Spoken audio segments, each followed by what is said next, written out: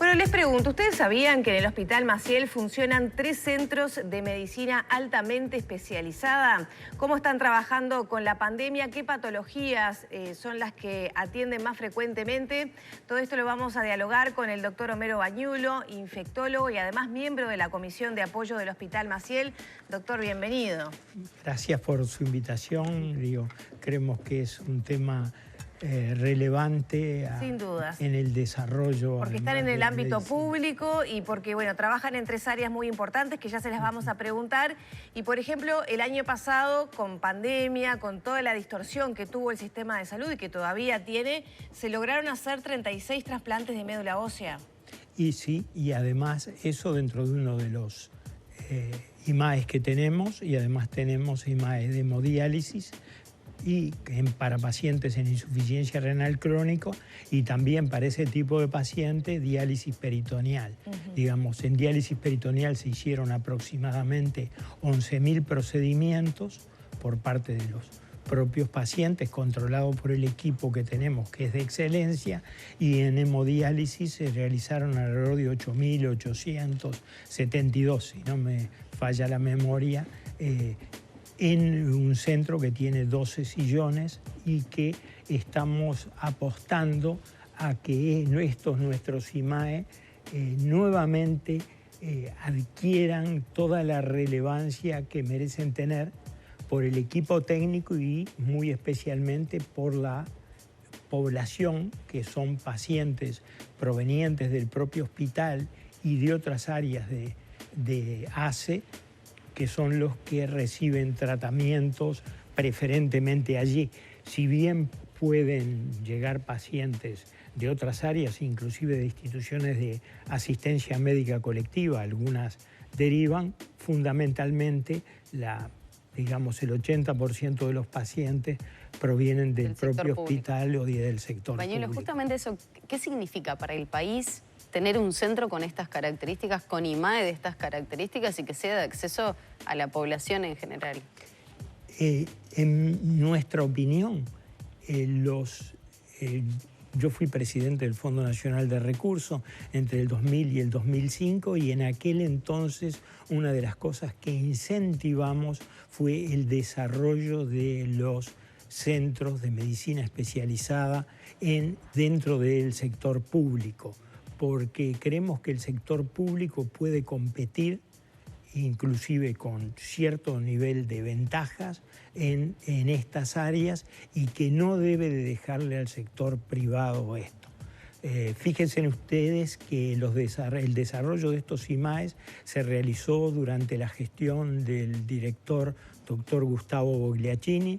El primer IMAE, que es el de precursores hematopoyéticos de trasplante de médula ósea, nace en 1996, el de diálisis crónica en el 98 y en el 2004 nace el de diálisis peritoneal, que es uno de los que estamos apostando a que aumente su desarrollo. También en los otros, pero el Fondo Nacional de Recursos nos planteó su interés en aumentar los pacientes en diálisis peritoneales por determinadas ventajas que tiene esta y que el fondo valora. Sí, ya le voy a preguntar qué patologías atienden allí para que todos sepamos. Claro.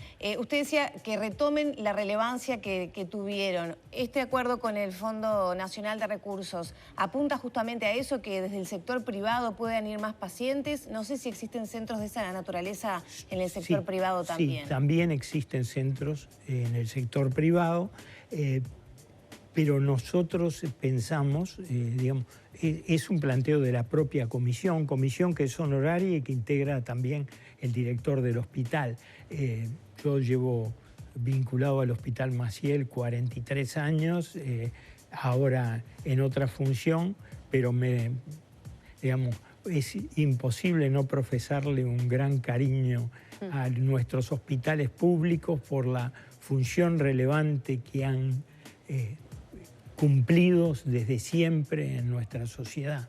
Y en ese sentido me parece altamente destacable que nuevamente se está impulsando el desarrollo de nuestros hospitales públicos y la atención sanitaria en el sector público. Se está invirtiendo en recursos humanos y en recursos materiales importantes y, por ejemplo, el desarrollo de los CTI y que no vayan enfermos del sector público al sector privado, lo cual es una deriva de dinero muy importante que el sector público puede atender perfectamente. Y acá también entonces van a ser derivados pacientes del sector privado, por ejemplo, a estos IMAE con el Fondo Nacional de Recursos. En realidad, fundamentalmente en el trasplante de precursores hematopoyéticos reciben de algunas áreas privadas, reciben pacientes,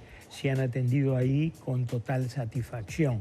Y también eventualmente pueden recibirse enfermos en diálisis crónica, en hemodiálisis, porque una característica que tiene el centro del Hospital Maciel de diálisis es que tiene horario nocturno, lo cual para las personas en diálisis crónica que trabajan, el poder dializarse en el horario nocturno les permite seguir adelante con el desempeño de sus funciones. Mientras duerme se dializan, digamos. Van por la noche. Descansa, por lo menos se dializa. Claro. Y además otra de las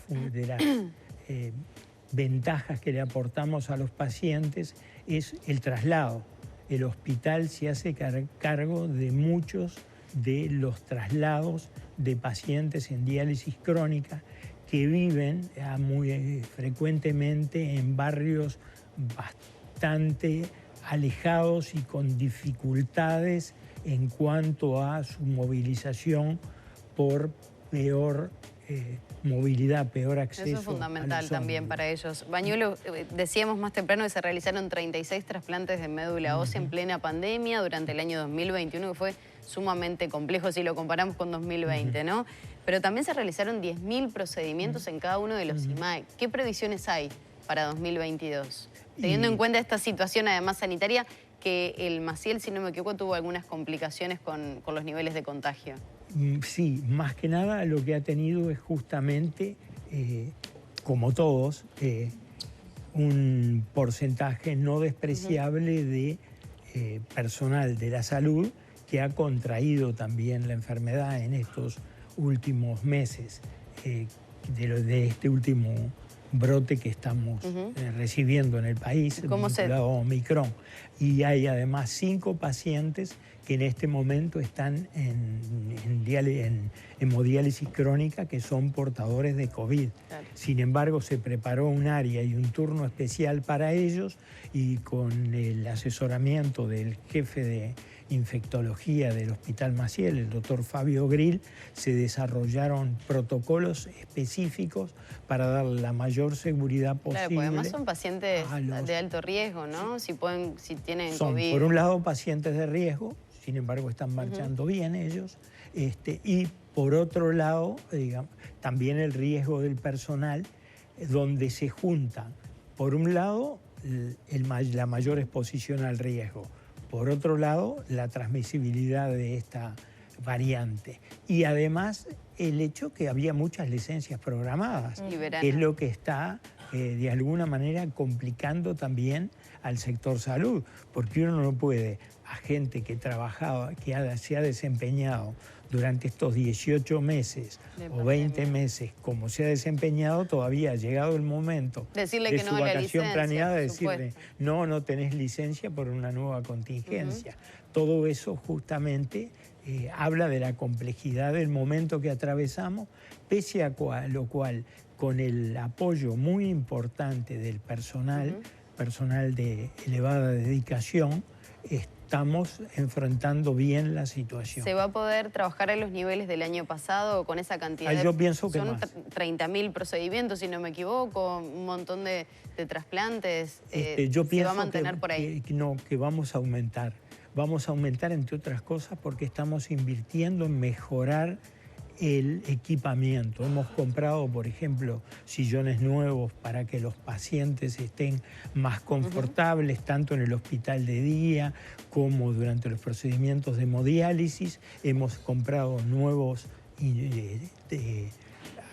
aparataje porque ya estaba al fin de su vida útil o sobrepasada la misma, por lo cual estamos esperando de que los mismos arriben, y sería una renovación del equipamiento muy importante. Y a eso me refería en gran parte con el relanzamiento, digamos, con una inversión muy importante en a un mayor número de técnicos, mejor gerenciamiento. Eso es muy importante. Hemos pedido, por ejemplo, en aspectos contables el apoyo de CPA Ferrere. Tenemos un nuevo gerente, una persona de elevadísima capacitación, que ya en la época del Fondo Nacional de Recursos trabajamos juntos y que afortunadamente se acopló al equipo y está trabajando también el licenciado Joaquín Serra. Bañuelo, aprovechamos su presencia, no zafa de que le preguntemos del tema COVID. ¿Cómo está viendo la situación actual con esta ola de Omicron? La pregunta por estas horas tiene que ver con qué va a pasar en las próximas semanas, ¿no? Un poco teniendo en cuenta lo que ha pasado en otros países que iniciaron antes esta ola. ¿Qué se espera en cuanto a meseta, que bajen los casos? Porque nos llama la atención todavía las cifras, no solamente los casos nuevos, sino también el aumento de personas en CTI. Y fallecidos. Y fallecidos, exactamente. Bueno, sería muy arrogante por mi parte entrar a hacer pronósticos seguros. Todo esto en general, recordando el juego de bochas, es tratar de arrimar lo mejor posible. Lo que han dicho, fíjese que desde que surgió Omicron, creo que lo conversamos acá en alguna oportunidad, la doctora Coetze, Angelique Coetze, que fue una de las que encontró, usted mismo lo destacaba en ese momento, a esta nueva variante, ella dijo, a lo mejor esto es en parte también una solución. Hemos visto, ya Sudáfrica ha mostrado todos los números y otros países, Estados Unidos y España han mostrado números. Esta es una variante 4 veces, que genera 4 veces menos hospitalización y 70% menor mortalidad y necesidad de intubación. ¿Eso por las vacunas o por la misma, la misma característica que tiene esta variante? Difícil asegurarlo, probablemente por las dos. Pensemos en Tau y pensemos que probablemente ambos elementos de alguna manera se potencian entre ellos y lo generan. Lo cierto es que en general uno en las pandemias lo que se ha visto es que en varias de ellas, a lo largo de los miles de años, se ha visto que los microorganismos causantes van perdiendo virulencia. Esperemos que esta sea un poco la situación, si bien no debemos de dejar de recoger datos que son muy importantes. Por ejemplo, ahora sabemos que la variante Omicron tiene 4 subvariantes. La subvariante que más se ha diseminado es la BA1 y es de la que sabemos los datos, pero ahora ya en 40 países está la BA2 y la BA2 tiene algunas características ya diferenciales. Por ejemplo, es menor es más fácil que una PCR dé negativo frente a la variante, o sea, se detecta BA2. menos. Puede pasar inadvertido. Y en cuanto a los efectos a la salud, porque hablamos de que es una cepa en general más contagiosa, pero no tan virulenta, digamos. No tan virulenta. De todas formas, lo que ha mostrado es que las vacunas que tenemos no contribuyen en bajar la transmisibilidad. Por eso creo que la OMS, con buen criterio, ha dicho que es el momento de desarrollar nuevas vacunas frente a Omicron y no seguir promoviendo nuevos booster o refuerzos. Claro. Y el laboratorio Pfizer está diciendo de que en marzo tendría desarrollado una vacuna para enfrentar a Omicron. Y doctor, se dice que esto termina o pasaría a fase de control, ¿no?, la pandemia, cuando generemos una inmunidad colectiva y eso refiere un poco a esa buena noticia que usted mencionaba, ¿no?, de otros profesionales. Pero mi pregunta es, ¿cómo podemos hablar de una inmunidad colectiva cuando, por ejemplo, tomando como ejemplo Uruguay, ¿no?, tenemos más del 70% de la población vacunada, la mitad ya con tercera dosis, y sin embargo tenemos números tan altos? Y la inmunidad colectiva no nos ha servido, ni los infectados ni los vacunados, para no enfermar con esta otra variante. Puede venir otra variante que tampoco seamos inmunes, o sea, ¿no es arrojado todavía hablar de una inmunidad colectiva? Totalmente de acuerdo con usted. Me parece que su aporte es muy claro y muy conceptual. Además, lo que queda claro es que Omicron genera inmunidad por corto tiempo, que cae rápidamente, y en las personas de mayor edad como uno cae también más, y que, por ejemplo, esto de vacunar a los 6 meses, se puede vacunar, y el país lo ha cambiado en ese sentido, a los 5 y a los 4 de haber recibido las dosis anteriores, sobre todo con algunas vacunas como fue Sinovac. En Sinovac no había que esperar de ninguna manera a los 6 meses, ya a los 3 meses valía la pena dar un booster con Pfizer. Claramente eso con el doctor Sandoya, él lo mostró claramente con las cifras de Chile, de que a los 3 meses ya estaban de nuevo reapareciendo los casos, y que Sinovac, la respuesta, que fue una buena opción en el momento que la dispusimos, porque era lo que teníamos. Y bueno, y lo que teníamos uno se sube cuando... Pero ya estaríamos con un nivel de inmunidad bajo, de alguna manera, teniendo en cuenta de los que tenemos la tercera dosis, por ejemplo. Bueno, nos hemos dado el booster, depende de cuándo nos hemos dado. Claro, muchos ya estamos cumpliendo los medio año. Sí, lo que se plantea, sobre todo con Omicron, que a las 10 semanas un 40% pudo haber perdido un porcentaje de anticuerpos no despreciable. Natural, eso dijeron, digamos, los israelitas. Sí. Los que contrajeron la enfermedad. Y la caída inclusive después de la vacunación. ¿Ah, sí? Parece que contraer la enfermedad y darse un booster es lo que generaría una inmunidad más duradera. Eso parecería. Pero todo esto, hay muchas cosas que son muy relativas, porque no tenemos los hard data, como se dice, datos fuertes. Por ejemplo, los test de antígeno. Los test de antígeno debieran de haber sido probados con cada variante. Y es posible de que con esta variante de Omicron los test de antígeno tengan algunos de ellos tengan un menor índice de positividad. O sea que si son positivos es seguro que tenés la enfermedad, pero si son negativos es posible también que puedas tenerla. De ahí la necesidad de repetir el test de antígeno a las 48 horas e inclusive, si los síntomas son muy claros, eventualmente hacerse una PCR. Pero en la medida que el cuadro sea leve, uno se cuestiona cuánto de esto va a ser imprescindible que se realice. Bien.